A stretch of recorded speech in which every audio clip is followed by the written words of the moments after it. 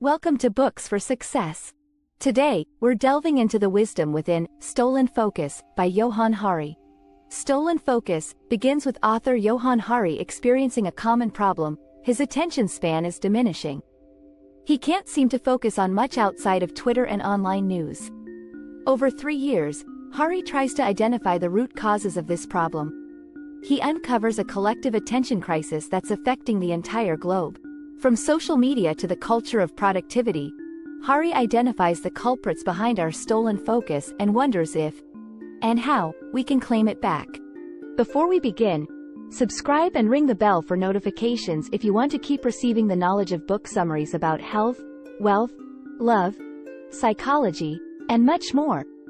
Don't be shy about dropping your book suggestions for us to summarize. Also, you can use this video as an audiobook summary. Let's grow and succeed together. What's in it for me?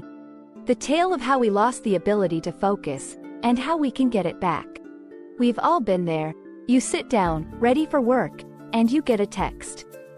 And, as you're texting back, a news alert appears. So, you shift over to read what's happening. But as you're halfway through reading the headline, you get another ping that someone liked the photo that you posted last night. And after checking who it was, you realize they've also posted new photos. Is that a new partner? Ooh. But as you start to click through, a Slack notification chimes. Wait, what was I doing again? Oh right, work. So, if you're wondering what's happened to your capacity for concentration, you're not alone. Collectively, our attention spans seem to be dwindling at an alarming rate. And every year, there are more and more people who are trying to focus on their work. And every year, there are more and more distractions and interruptions added to the pile. Sadly, that's not a coincidence. From Silicon Valley to the structure of the contemporary workplace, forces beyond our control are constantly working to deplete our ability to focus deeply and resist distraction. But how did we get here? And is there any way to escape this dizzying attention spiral? This is an example of the type of questions we'll be covering in these chapters to Johann Hari's Stolen Focus.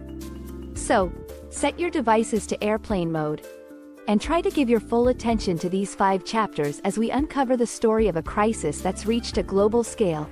It's not just you, everyone is struggling to focus. Unless you're living off the grid, you've probably noticed that your ability to focus is getting increasingly difficult.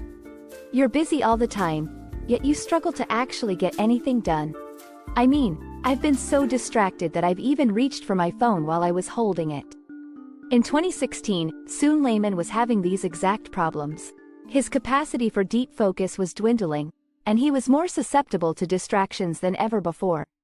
And because Layman is a professor at Denmark's Technical University, he didn't simply dismiss the nagging feeling that his concentration was waning.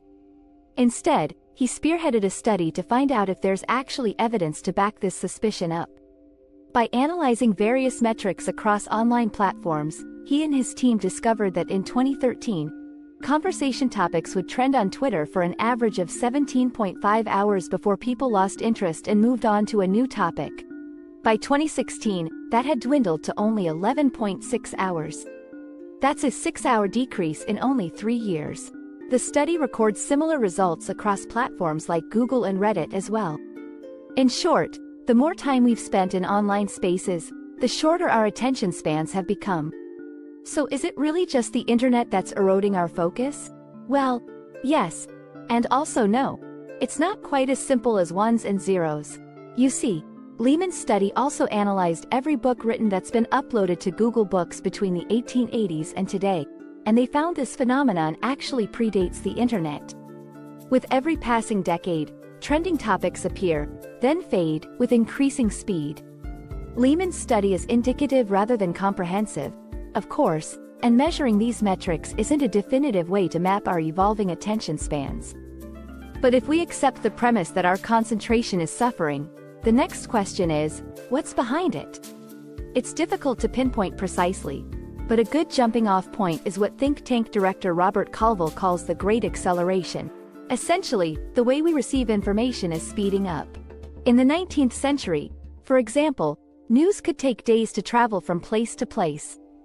Then, technologies like the telegraph, radio, and television sped up the spread of information. On top of this, our information inputs, the different modes through which we receive information, have multiplied. In 1986, it was estimated the average Westerner ingested the equivalent of 40 newspapers a day through the various information inputs available to them.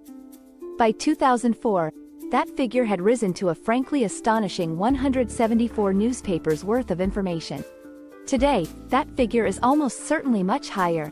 The internet has undeniably supercharged this acceleration. Now, information is not only available to us all the time, it actually intrudes on our lives through the ceaseless pings and notifications coming from our laptops and smartphones. And our brains just haven't caught up with this acceleration. Research suggests they never will. Our capacity for focus is an emergent field of study, but research in the area of speed reading suggests that there's a finite limit to how quickly we can process information. And, as neuroscientists point out, the cognitive capacity of the human brain has not significantly changed in the last 40,000 years.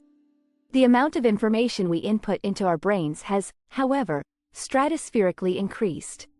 So it's really no wonder we sometimes find it difficult to focus. I thought we were going to switch to airplane mode. Apps and online platforms are addictive by design, not by accident. Facebook, Instagram, Twitter. The fact that these apps and other online platforms suck so much of your time isn't a design flaw. They're supposed to be addictive. After all, there's a reason Silicon Valley calls its customers users. And where did this design originate? The Persuasive Technologies Lab at Stanford University. In the early 2000s, the lab asked whether the theories of influential behavioral psychologists could be incorporated into computer code. In other words, it asked whether tech can change human behavior. And the answer, as you might have guessed, was yes. Here's an example. One of the psychologists studied in the lab was B.F. Skinner. Skinner was famous for the experiments he conducted on animals like rats. He'd present a rat with a meaningless task like pushing a button. But the rat showed no interest in doing this. Why would it? So Skinner modified the task. Now, every time the rat pressed the button, it would be rewarded with a pellet of food. Skinner found that rewards would motivate animals to carry out tasks that had no intrinsic meaning to them. Can't relate to the rat and the button? Well, Skinner inspired the creation of other buttons you might recognize. Like buttons, share buttons, and comment buttons. Those little hearts and emojis and retweet buttons aren't little design quirks. They're programming us to use social media in addictive ways by rewarding us for the time we spend there. These buttons keep us engaging longer, but they're only one of the many design elements geared at keeping us online. Here's another one, the infinite scroll. Back in the early days of the internet, web pages were just that, pages. Sites often comprised multiple pages, and when you got to the bottom of one, you clicked through to the next. The bottom of each page offered a built-in pause. If you wanted to keep browsing, you had to actively decide to click ahead. That is, until Asa Raskin. Raskin invented the infinite scroll, the endlessly refreshing feed of content that now features on the interface of nearly every social media platform, giving the impression that there is a never-ending supply of content. If likes and shares encourage users to stay online longer, infinite scroll encourages users to stay online in perpetuity. Raskin, however, has come to regret his invention. At first, he thought the infinite scroll was elegant and efficient, but he became troubled when he noticed how it was changing online habits, including his own. Noticing that he was spending longer and longer on social media, Raskin started to do the math. He estimates that infinite scroll induces the average user to spend 50% more time on platforms like Facebook and Twitter. And for most of these platforms, their business model is predicated on time, or as they call it, engagement, meaning how much time a user spends interacting with their product. That's the metric tech companies use to measure their success. Not money, but minutes. Although money comes into it too. Because the longer you spend engaging, the more chances to sell advertisements. May I have your attention, please? The more you engage, the more companies track your behavior and build a profile uniquely suited to target you for specific ads. We don't pay for platforms like Facebook and Instagram with our money, but we do pay with another precious finite commodity. Our attention. In Silicon Valley, time equals money. Only the money is theirs, and the time, the attention, is yours. Algorithms privilege outrage over community. Online platforms erode our focus and exploit one of our most precious resources for their financial gain: our attention. But these same platforms can be a force for good, strengthening community and driving collective action. To understand this potential better, let's travel to Brazil, to the Complexo da Mar favela in Rio de Janeiro. The Brazilian government takes a militant approach to this crowded, low-income area, routinely sending in tanks to suppress unrest. And it's an open secret that here, police shoot to kill. When, for example, an innocent kid gets in the way of their bullets, they plant drugs or weapons on them and claim self-defense. Raul Santiago lives in Alemão. He also runs the Facebook page Coletivo Papareto, which collects and disseminates videos of the police shooting innocent people. The page has galvanized many favela dwellers to rally against their treatment and shifted the tide of public opinion in Brazil, where favelas like Alemão are often reviled. But the situation in Alemão has only gotten worse since the election of Brazil's hard-right president Jair Bolsonaro. And here's the thing: Bolsonaro's victory, like Coletivo Papareto's success, can also partly be attributed to Facebook. Bolsonaro's campaign inundated social media with clickbaity, fear-mongering campaigns, and he ended up getting elected. So what connects us can also divide us. Lately, it feels like online platforms have been much more intent on dividing than connecting. And it's all to do with algorithms. Remember the infinite scroll? The content you see on this infinitely refreshing page isn't ordered chronologically. It's arranged by an algorithm that is programmed to feed us content that keeps the scrolling longer. It's easier to disengage from calm, positive content.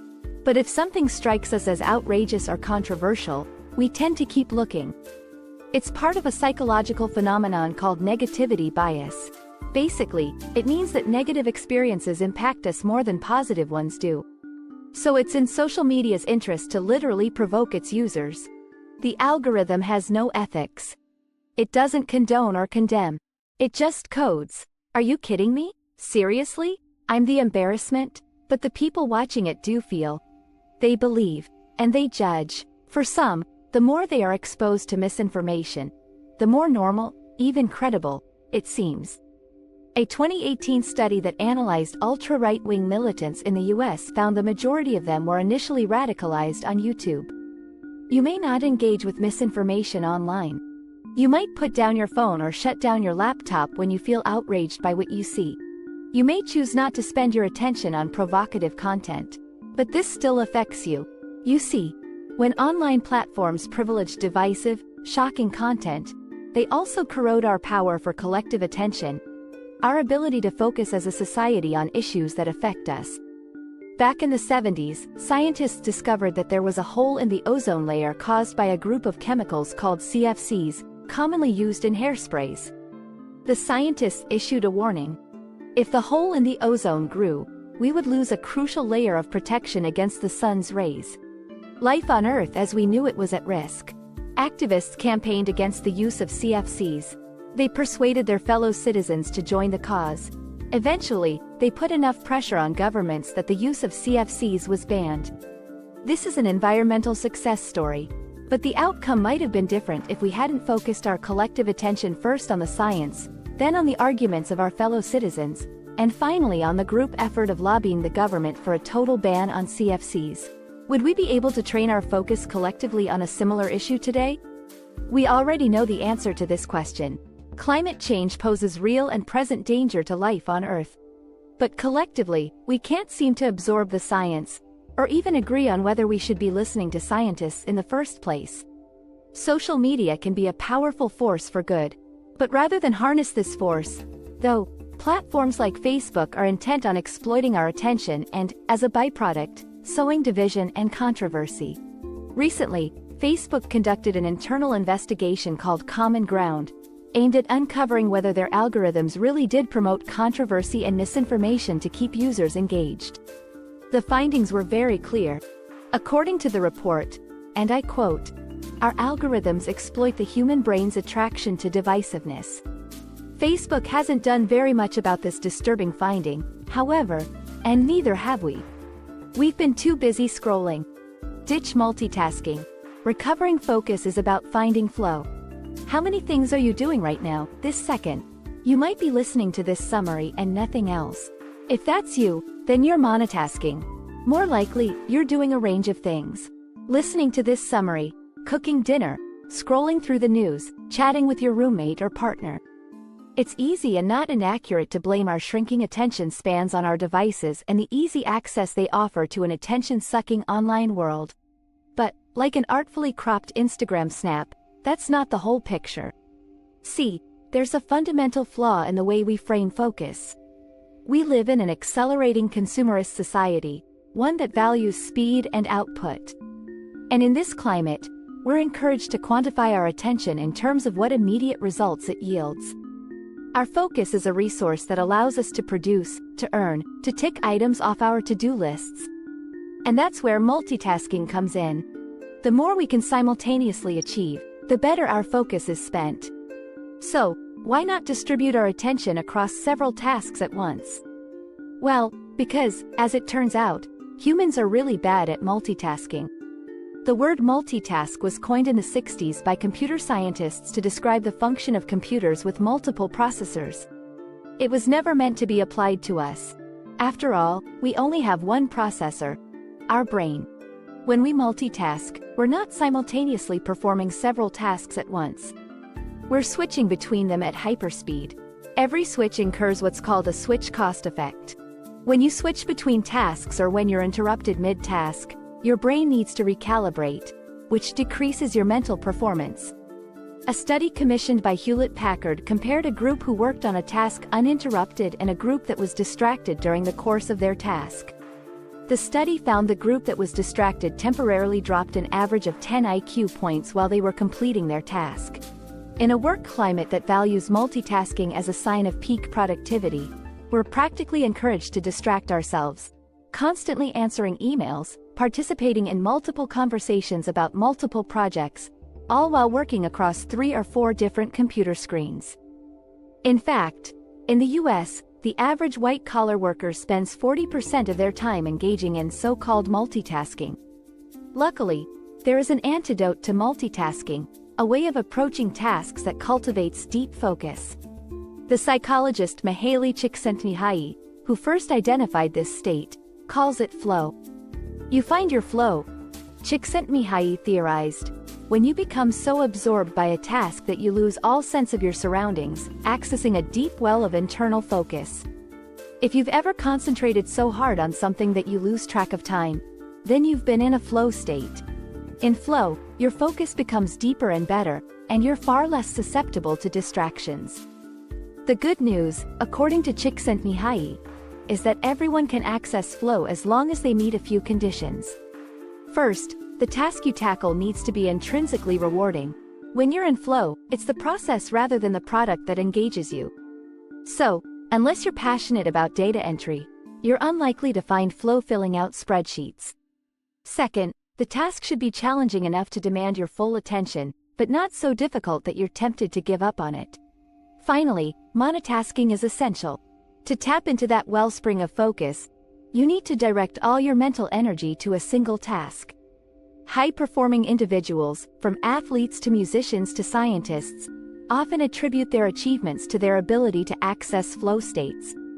But in a society that has decided multitasking is a virtue, that values speed and output over deep focus, the average person is finding it harder and harder to achieve flow. We can get our attention back.